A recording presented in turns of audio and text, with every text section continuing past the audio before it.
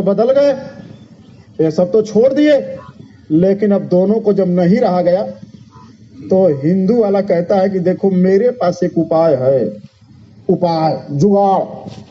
भारत में जुगाड़ शब्द सुना होगा आपने, बिहार में तो बहुत ज्यादा चलता है। पट जुगाड़ बना देते हैं लोग, किसी को देखेंगे उसका जुगाड़ बनाने में तनिक भी समय लगता नहीं है। तो कहा एक जुगाड़ है। कहा क्या? कहा जुगाड़ ये है कि तुमने कसम खाई है सूअर वाली और मैंने कसम खाई है गाय वाली। कहा हाँ। तो कहा एक काम करो, चलो मैं खाने में उपाय बताता हूँ। कहा चले गए, शराब लिया। अरे बड़ा खुश हुआ, भाई तुम लोग कहाँ चले गए थे, दुकान बदल दी थी क्या? कहा चुप रहो, थोड़ा कम बोलो, दो जल्दी करो। उठाए, ढक्कन खोले, सब आमने सामने रखा, गिलास उसमें डाल दिया उसमें। कहा देखो ये सूअर वाली तो हमको दे दो, हमको तो कोई परहेज है नहीं। ये गाय वाली, गाय तुमको परहेज नहीं है, तुम पियो गाय वाली, मैं पीऊंगा सूअर वाली। हो गया समझौता, चलो पियो। अब पीने लगे, अब पी रहे हैं। अरे प्रेमी भाई बहन, अगर ऐसे हम लोग भी करते रहे कभी नहीं प्राप्त कर सकते। बहुत से सत्संगी हैं बेचारे, सदरी बराबर पहनते हैं, लेकिन जब वो शादी में चले जाएंगे तो सदरी बार बार कहेगी सदरी पहने हो। अगर किसी ने देख लिया तो बाहर हंगामा मचाएगा कि मैंने तुमको देखा था, रसगुल्ला खा रहे थे दमादम, खूब प्लेट भर के लिए थे, किसने बनाया था, कैसा बर्तन था? तो क्या जवाब देंगे? इधर मैं जय गुरुदेव वाला बनता हूँ, तो आपका मन कहेगा खा लो, आप कहोगे नहीं खाऊंगा, मन कहेगा खा लो, आप कहोगे नहीं खाऊंगा। तो फिर मन आपसे कहेगा मेरे पास एक उपाय है, बोल तो बताऊं। तो आप कहोगे बता, अपने मन से, दूसरे से नहीं। आप और आपका मन दोनों गुत्थम गुत्थिम कर रहे हैं। कहेगा बता दे, उपाय बता तो अभी खा लेता हूं। का एक काम कर, सदरी उधर जा, पेशाब करने के बहाने सदरी उतार करके डिग्गी में रख ले, मोटरसाइकिल के डिग्गी में, और उधर से रख करके आना, हाथों धो करके फिर खा लेना। सदरी उतर गई, तुम भी रंग गए उसी रंग में, खा लेना, और जब खा करके निकलना तो सदरी चढ़ा लेना। इसको कहते हैं रंगुआ सियार। क्या कहते हैं? जोर से बोलो। ऐसी भक्ति करोगे तो कुछ मिलेगा नहीं। कबीर साहब ने कहा है लबर लबर बंदगी, गबर गबर दया, अब कहे कबीर कुछ भाया ना गया। कुछ नहीं, खाली याद रहोगे, ऐसे कुछ नहीं, और दुनिया से रोते हुए जाओगे। तो आपको तो बहुत मारेगा। अब आप कहोगे क्यों? क्योंकि आपने गलती जानबूझ के की है। एक व्यक्ति तो अज्ञान है, तो अज्ञान व्यक्ति की गलती तो माफ की जा सकती है, माफी तो उसकी भी नहीं होगी, सजा थोड़ी कम हो सकती है। लेकिन जिसने जानबूझ करके गलती की हो, जानते हुए भी किया हो, उसको तो आप भी नहीं छोड़ते हो। क्यों? आप अपने बच्चे को बार बार बताओ ये बात, ये काम मत करना, ये काम मत करना, फिर भी करेगा तो आपको गुस्सा ज्यादा आएगा। लेकिन जिसको पता नहीं था, उसने गलती की थी, कर देगा, तो आप कहोगे अरे भाई चलो कोई पहली बार है, छोड़ दिया। अरे प्रेमी भाई बहन, लाख गुरु महाराज ने इस बात को समझाया, फिर भी उन्हीं का चिट्ठी मैं पढ़ रहा हूं। मैं कोई अपने मर्जी से तो बोल नहीं रहा हूं। अगर आप बार बार समझाने के बाद भी अगर अपने जीवन शैली में आप बदलाव नहीं लाएंगे तो प्रेमी भाई बहनों, सुरत शब्द का मार्ग है तो बड़ा सीधा, है तो बड़ा सरल, लेकिन प्रेमी भाई बहनों जितना सीधा और सरल है उतना ही कठिन भी है। अब कठिन कैसे है और सीधा कैसे, जरा इस पे आप समझ लो। प्रेमी भाई बहनों, संत मत का मार्ग, महात्माओं के द्वारा बताया गया रास्ता बिल्कुल सीधा है, सीधा और बिल्कुल साफ, स्वच्छ, सुथरा, क्लीन। इतना स्वच्छ है, इतना निर्मल है कि अब उसकी निर्मलता की व्याख्या इस मंच से नहीं हो सकती है। इतना निर्मल है वो। और प्रेमी भाई बहनों, निर्मल मन जन सो मही पावा। जब आप निर्मल बनोगे तभी चलोगे। वो इतना निर्मल है, उतना निर्मल बनना पड़ेगा प्रेमी भाई बहन। और मन, मक्खी को कभी चंदन पर बैठते हुए नहीं देखा होगा आपने, गंदगी पर बैठेगी। ये मन वही है। मन की संज्ञा दी गई है, बताया गया है निस दिन भटकत सर्प किनाई, इस मन को बताया गया है। मन हमेशा सर्प की चाल चलता है। सर्प माने सांप। मेरी भाषा तो समझ में आ गया, आपके यहां सांप बोला जाता होगा। सर्प यानी सांप। निस दिन भटकत सर्प किनाई, ये मन निस दिन रोज हर क्षण सर्प की चाल चलता है। सर्प की चाल कैसे होती, इधर देखो। और इसका रास्ता सीधा है, तो सीधे में सर्प चलेगा कभी नहीं। चिकने जगह, मुलायम जगह, स्वच्छ जगह। एक उदाहरण दे रहा हूं, अपने घर में शीशा रख देना, बहुत बड़ा शीशा, दर्पण, कांच रख देना, एक सर्प पकड़ लाना और सर्प को रख देना, भाग नहीं सकता है। विचार करो, केवल छटपटाएगा, एक कदम आगे नहीं बढ़ेगा। क्यों? क्योंकि वो खड़बीले रास्ते पर चलेगा और मन अच्छे रास्ते, मन उसी रास्ते पर चलेगा सर्प की तरह से, और जीवात्मा स्वच्छ रास्ते पर चलेगी। इसीलिए इन दोनों का तालमेल बन नहीं पाता है। मन वहां जाएगा नहीं, क्योंकि चाल इसकी जीरो हो जाएगी, और जैसे इसकी चाल जीरो होगी वैसे ही सूरत शब्द पकड़ लेगी और निकल जाएगी। आध्यात्मवाद का गहरा राज है। आए प्रेमी भाई बहनों, गाजे बाजे बजाने वाले बहुत से आएंगे, आपको हारमोनियम ढोलक बजाएंगे, चले जाएंगे, कुछ पता नहीं चलेगा आपको। इसलिए जो लोग आंख बंद करके सुन रहे हो, आंख खोलो, सो मत और ध्यान पूर्वक सुनो। ये मन गंदी चीजों पर जल्दी भागता है, अच्छी चीजों पर नहीं आएगा।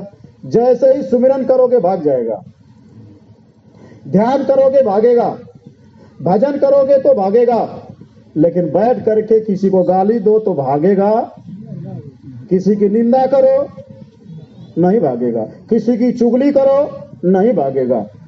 दिन भर अवाट बवाट काम करते रहो, एक बार भी ये भागेगा, क्योंकि वहीं उसकी चाल बड़ी रफ्तार पकड़ती है, क्योंकि गंदी चीजें हैं। गंदी चीजों पर मन भागता है, वहां इसकी चाल बराबर बनी रहती है। आए प्रेमी भाई बहनों, साफ सुथरे जगह पे ये चलेगा नहीं। जैसे कांच पे सर्प को डाल दो, चल नहीं सकता है, बेचैन हो जाएगा। तो गुरु महाराज ने कहा था कि तुम अपने मन में निर्मलता लाओ। क्या लाओ? निर्मलता। जब तक मन में निर्मलता नहीं आएगी, स्वच्छ नहीं होगा, और जब स्वच्छ हो जाएगा तो चाल खत्म। बात हमारी समझ में आ रही है कि नहीं आ रही है? हे इस जिले के सभी मानिंद लोग, अगर मेरी बात समझ में ना आएगी तो हाथ हिला देना, बंद करूंगा, चल दूंगा आगे। इसलिए कि मैं आपसे यही प्रार्थना करने आया हूं। बहुत दिन हो गया, अगर अब की बार ये समय बिल्कुल कगार पे खड़ा है, अगर अब की बार भी महात्माओं की बात आपने हमने नहीं मानी तो धोखा खाएंगे, धोखा, बहुत बड़ा धोखा। और ये प्रेमी भाई बहन, इसलिए आपसे कहा जा रहा है कि जब तक मन में निर्मलता नहीं आएगी तब तक ये सूरत की चाल में अपनी चाल को मिला नहीं सकता, इसको मिलाना पड़ेगा। तो मन में निर्मलता कैसे आएगी? जैसा खावे अन्न और वैसे होवे मन। बात आ गई वहीं। यही से इसकी शुरुआत है, यही से शुरुआत इसकी होनी है। अय प्रेमी भाई बहन, मन अशुद्ध तभी होगा जब हम आप अशुद्ध भोजन करेंगे, तभी होगा। जब शुद्ध भोजन करेंगे मन शुद्ध होगा। जब साफ हो जाएगा तो प्रेमी भाई बहन, जब साफ और निर्मल हो जाएगा तो निर्मल हो जाएगा तो सूरत का साथ देगा। कहती है, कहे नहीं पियत शब्द रस तुम पर। सूरत क्यों नहीं शब्द रस को पी पा रही है? क्यों नहीं उस शब्द को पकड़ पा रही है? वो इसीलिए नहीं पकड़ पा रही है कि तुम्हारा मन गंदा है, और गंदा मन वहां जाएगा नहीं, और जब तक जाएगा नहीं तब तक उसकी चाल बनने वाली नहीं, एकाग्रता नहीं बन सकती, भेद नहीं सकते हो आप उसको। इसलिए सब मिला जुला के बात वहीं आकर के टिक गई प्रेमी भाई बहनों, खान पान पर। और रहन सहन पर, वेशभूषा पर। अरे प्रेमी भाई बहन, हम लोग सदमार्गी हैं, सच्चे मार्ग पर चलने वाले हैं। हम लोग परमार्थी जीव हैं, परमार्थ के डगर पे चलने वाले हैं। आज तक बोलना भी परमार्थ की तरह से नहीं हो पाया। आए प्रेमी भाई बहनों, चलना भी परमार्थ की तरह हम नहीं सीख पाए, वेशभूषा भी अपना नहीं बना पाए, और प्रेमी भाई बहनों अपना वस्त्र भी नहीं सुधार पाए, तो क्या सुधारेंगे? इसलिए प्रेमी भाई बहनों, अपने अपने घरों में अपने अपने बच्चे बच्चियों पर विशेष निगाह रखो, और नहीं तो आने वाले समय में आपके बाद यहीं से वो परंपरा खत्म होकर के कर्मकांड की परंपरा आपके गांव में, आपके घर में घुस जाएगी, और आपके बाद खत्म हो जाएगा। आगे नहीं बढ़ा सकते हो। और गुरु महाराज ने कहा इसको आगे बढ़ाओ। दूसरों को क्या आप सिखाएंगे जब आप अपने घर में नहीं सिखा पाए? आपका बेटा, आपका बहू ही मथुरा नहीं जा पा रहा, साल साल भर बाद कबीर साहब कहें, दरस बरस ना कर सके ताके लागो दोष। आए प्रेमी भाई बहनों, एक वर्ष में अपने दरगाह में जो नहीं पहुंच रहा है, उसका भजन कैसे बनेगा? कैसे सुमिरन बनेगा? कैसे गुरु से प्रेम होगी? और गुरु से प्रेम ही कहा है जब आपको कैसे नींद आ रही है कि जब आप वहां नहीं जा पा रहे हो। गुरु महाराज ने कहा, जैसी प्रीति कुटुंब से वैसे गुरु से होए, जैसे आप अपने कुटुंब यानी परिवार से प्रेम करते हो। परिवार की तो थोड़ा हम बात अलग करते हैं, हम खेत की ही ले लेते हैं। परिवार तो खैर उससे भी बड़ा चीज होता है। खेत ले लो, गेहूं बोए हैं ना आप लोग, देखने जाते हैं कि नहीं? जाते हैं। और कम से कम एक आध दिन बीच करके तो देख ही लेते होंगे। सप्ताह में 3 दिन की मैं बात करता हूं, सप्ताह में 3 दिन तो खेत घूम ही लेते होंगे। और गुरु तो हमको तो लगता गेहूं जितना भी प्रेम नहीं है। परिवार तो छोड़ दीजिए, अभी गेहूं जितना भी प्रेम नहीं हुआ गुरु से, खेत जितना भी प्रेम गुरु से नहीं हो पाया। और यहां बात बड़ी लंबी लंबी। जब खेत बराबर देखने जा रहे हैं, अगर प्रेमी भाई बहनों गुरुद्वारे साल में एक बार भी नहीं जा पा रहे हैं, तो कैसे माना जाए कि आपको गुरु से प्रेम हो चुका है? और जब तक गुरु से प्रेम होगा नहीं, तब तक यह दौलत आपको हरगिज मिलने वाली नहीं। कोशिश कर लीजिए। और कोई कह दे आकर के कि हम गुरु से प्रेम नहीं किए तब भी दौलत मिल गई, बुला दो आप। कोई ऐसा आदमी खड़ा हो जाए पूरे विश्व में जो कहे मैंने गुरु से प्रेम नहीं किया फिर भी दौलत मिल गई?